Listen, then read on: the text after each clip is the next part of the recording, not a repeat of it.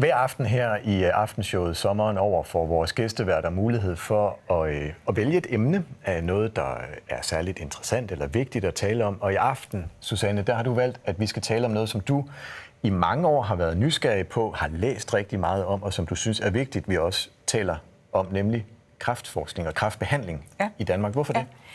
Først og fremmest, fordi det er så stigmatiseret, og fordi jeg oplever, at der er en lidt forældet negativ holdning til det, fordi der er sket så sindssygt meget inden for kræftforskning og behandling.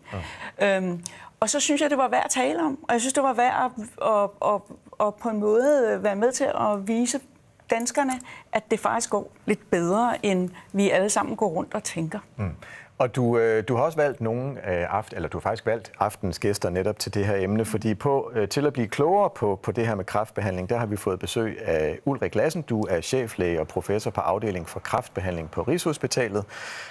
Og Inge-Marie Svane, professor og overlæge på Center for Cancer Immunterapi på Herlev og Gentofte Hospital. Velkommen til jer begge to. Og Susanne, så er det jo nu, at jeg i princippet læner mig tilbage og eller dig. Så kører du den her historie, ikke? Nu ser vi ikke. Men Ulrik, altså, mener du, hvordan mener du, at behandling i Danmark er i øjeblikket? Jamen, jeg mener, at behandling i Danmark er blandt de bedste i verden. Og derfor er jeg glad for, at du har valgt det emne, fordi jeg synes, at det er godt at kunne fortælle danskerne og patienterne, at de skal være trygge, fordi at Danmark er det bedste sted for kræft i verden. Det mener jeg virkelig. Og hvorfor mener du det? Jamen, vi har jo haft en række kræftplaner, 4, og lige nu snakker man om, man skal have den 5. Fra siden år 2000, hvor man har fokus på, hvordan man kan forbedre behandlingen. Og der har været nogle tiltag, som har været ret unikke, som man har gennemført i Danmark, som jeg faktisk ikke tror, man kan gennemføre særlig mange andre steder, og man har i hvert fald ikke gjort det endnu. Blandt andet har vi via Sundhedsstyrelsen lavet sådan en specialeplan, så man har besluttet, hvor skal hvilke typer behandlinger gives. Inden de kræftplaner kom, der kunne alle kirurgiske afdelinger operere nærmest hvad som helst. Og nu har man samlet det, så det er sådan specielle former for kræft, de skal opereres her, og andre skal opereres der. Det vil sige, at dem, der foretager operationerne, de er super eksperter. Og jeg tror, at alene den her organisering har betydet rigtig meget for overlevelsen, som er virkelig forbedret i de sidste 20-25 år. Så har man også lavet det her med kræftpakkeforløb, hvor man har besluttet, at kræft skal anses som en akut sygdom, som det ene sted i verden.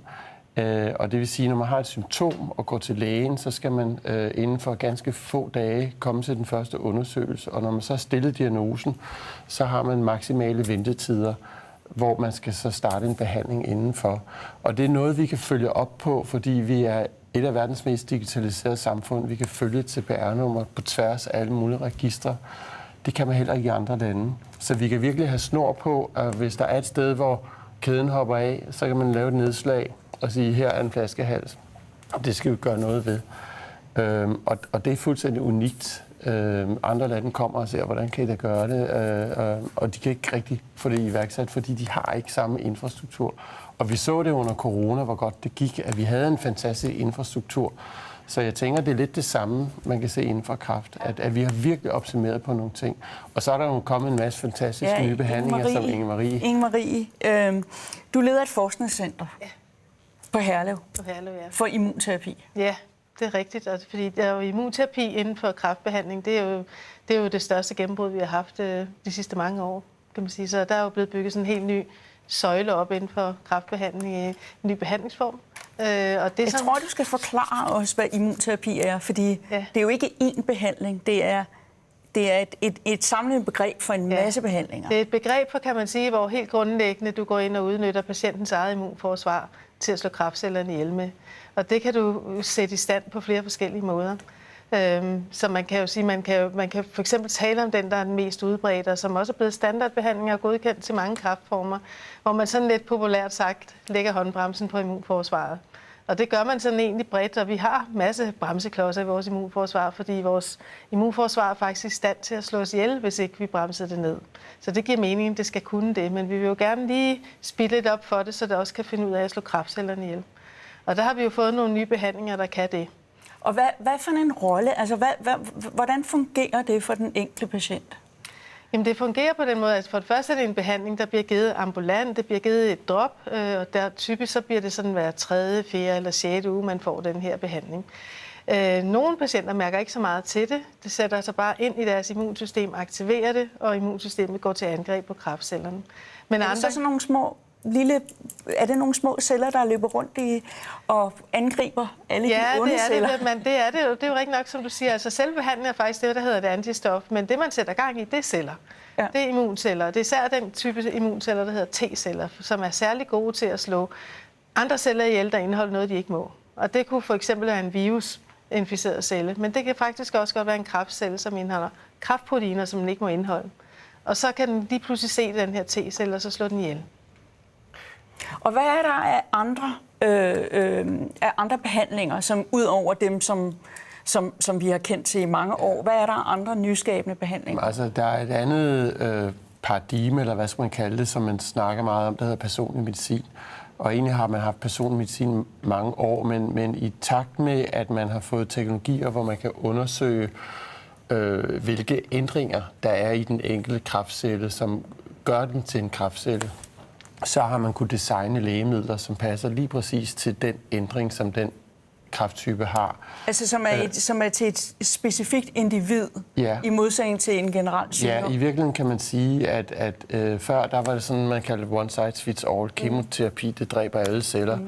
Heldigvis lidt flere kræftceller end de raske, men også nogle af de raske. Men nu kan man finde ud af, altså man siger egentlig, at kræft er en sygdom i generne, og der sker en genændring, det man kalder en mutation, sådan så der er en celle, normal celle, der begynder at opføre sig abnormt, og så bliver det til en kræft.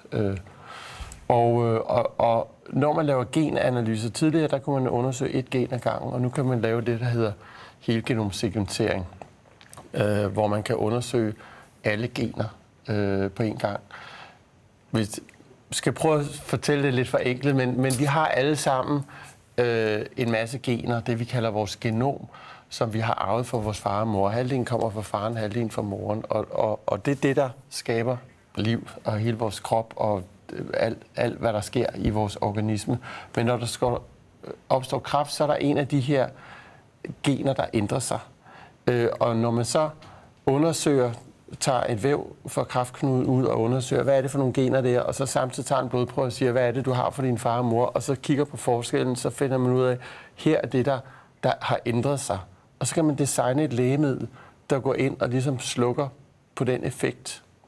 Og det er det, man kalder personlig medicin. Ja. Og efter man nu kan undersøge alle mulige gener på samme tid ved de omfattende, altså helgenomsekventering, så kan man opdage en masse nye targets, en nye mål, og så kan man udvikle en masse lægemidler. Og der er kommet rigtig mange lægemidler inden for de sidste 10 år, samtidig med, at der er kommet immunterapi. Ja, så vi har ligesom fået noget nyt værktøj. Ja, der er også nogle vacciner. Og det er jo for os, der tror vi, at en vaccine gør, at man ikke får en sygdom. Men det er jo ikke sådan, det er i cancerforskning. Det er i hvert fald ikke nu. Altså bortset fra, at vi har den her HPV-vaccine mod den her virus, ikke? Som kan beskytte mod kræft. Men ellers så er kræftvacciner noget behandlende vacciner. Så det vil sige, at man skal ligesom have en kræft, som man kan udvikle vaccinen på baggrund af. Og der kan man netop også tale om, at det kan blive meget personligt. Fordi alle de her mange genfejl, der er inde i ens kræftcelle, de skaber faktisk kræftproteiner, og det er gode mål for et angreb for immunforsvaret. Og dem kan man så bruge i en vaccine. Som jeg hørte, så går det jo faktisk ret godt i Danmark. Du siger, at vi er et af de bedste steder i verden at få kræft. Du forsker og udfører også den her immunterapi og T-cellebehandling, som jo er banebrydende, og du snakker om andre behandlingsformer. Så mit spørgsmål til jer, det er, var I egentlig bevidst om, at Danmark var sådan cutting edge i forhold til kræftbehandling? Nej, det må jeg sige. Nej, man har vel i virkeligheden lidt et indtryk af, at det går ret skidt nogle gange? Ja, eller man har i hvert fald ikke... Jeg har ikke hørt om de her nye behandlingsformer. Det lyder jo fuldstændig forjættende. Hvis det... Vi er super dygtige. Det er jo vidunderligt. Ja, det lyder...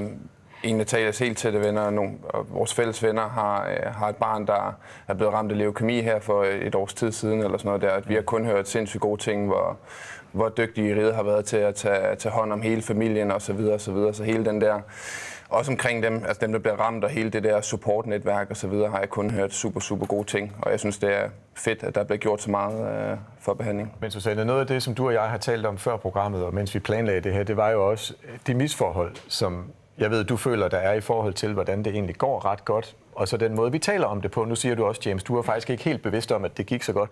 Ulrik, hvad kunne svaret være på, at det faktisk ifølge jer går så godt, men at der formentlig er rigtig mange, der tænker, at det går ikke særlig godt, vi må til udlandet for at få behandling, fordi Danmark er ikke det bedste sted for kræft. Det misforhold, hvorfor tror du det? Jeg tror, der er flere ting. For det første dengang kræftplanerne kom, der gik det dårligt i Danmark. Der havde vi en meget dårligere overlevelse end vores nabolande, for eksempel de andre nordiske lande. Og der har vi indhentet dem, og vi er faktisk det land i Europa, der har haft størst ændring, størst forbedringer over de sidste 20 år i kræftoverlevelsen, så vi nu ligger højt. Men til gengæld, så ligger vi også højt i antallet af kræfttilfælde. Og det er jo måske med til, at man også hører historier, at der er mange, der får kræft. Der er nok lidt flere, der får kræft i Danmark, end i de andre lande. Men er det, fordi vi opdager det? Jeg tror, der er flere ting. Dels så er vi nok lidt bedre til at gøre nogle af de ting, der også er med til at få kræft. Altså ryge, drikke. Altså vi lever godt og har det godt, men måske også lidt for godt. Og det vil jeg jo ikke tage fra folk, men det er jo med til, at vi har nogle statistikker, der siger, at der er flere, der får kræft. Heldigvis er vi så også blevet rigtig gode til at behandle det. Og selvfølgelig ville det være godt, hvis der var færre, der fik kræft. Og så skal man snakke lidt mere om forebyggelse. Og det er jo sådan en helt anden snak, som jo er super vigtig. Men så er vi jo også måske ikke gode nok til at komme ud over renten med de gode historier, og det er måske både os, der ikke er gode nok til det, men måske har medierne også en betydning. Altså, jeg tænker, at dårlige historier, de kommer altid på forsiden, og de gode historier, de kommer måske på side 10. Ikke i aftenshowet. Altså, nu ved vi, at vi er 70% af alle kræftpatienter lever 5 år efter, at de er blevet diagnosticeret. Kan man komme højere op med det tal? Og hvad er tidsperspektivet for at komme højere op på det tal? Man kan komme højere op, og vi kravler lige så stille op af. Det er jo ikke sådan trylleri, det her. Det er ikke sådan fra den ene dag til den anden. Men der sker hele tiden nye udviklinger og forbedringer, og det kan man se både i den situation, hvor patienter har udbredt kræft, at der er flere, der bliver langtidsoverlevere, overlever deres kræftsygdom simpelthen. Men også det, at man kan forebygge mere, hvis man har haft en kræft, som er blevet opereret væk. Og nu er vi faktisk helt derhen, hvor vi begynder at snakke om at give immunterapien også, inden man overhovedet opererer. Fordi det er der, dit immunsystem er allermest tilgængeligt for at aktivere det mod kræftsygdommen. Så på den måde, så flytter man både ud til flere kræftformer, men man flytter også tidligere op i et kræftforløb, hvor vi kan gøre mere. Du har valgt dem. Jeg vil bare sige, vi har nemlig ikke så meget tid tilbage, men jeg vil bare lige sige, Susanne, det her det er også dit valg af gæster. Det er noget, som virkelig resonerer hos vores seere, fordi der er en, der skriver her, tak Susanne for at tage emnet kræft op, er ud af en familie med kræft i 3 generationer. Og jeg er pt. Den eneste, der nu på 23. år har overlevet. Maja skriver, jeg har haft brystkræft og har fået den bedste behandling med søde personaler, som var meget lyttende og er meget taknemmelig. Og så er der Lotte, der slet og ret bare skriver, det kan være, du vil tage den. Tak, det danske hospitalsvæsen. Ja, og det kan vi jo være. Den er også rettet til jer. Ja. Jeg vil sige tak til dig for at tage emnet op. Inge-Marie og Ulrik, tusind tak, fordi I kom i studiet. Velbekomme. Selv tak.